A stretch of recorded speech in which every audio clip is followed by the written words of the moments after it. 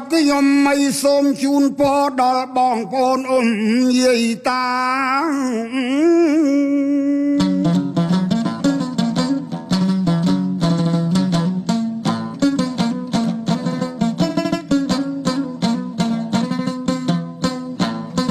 បងប្អូនពូមីងក្មួយក៏មកសូមបានសុខខាទាំងប្រុសស្រីសូមអោយបានសុខទាំងថ្ងៃយប់កុំអោយមានជួបអសន្នភ័យ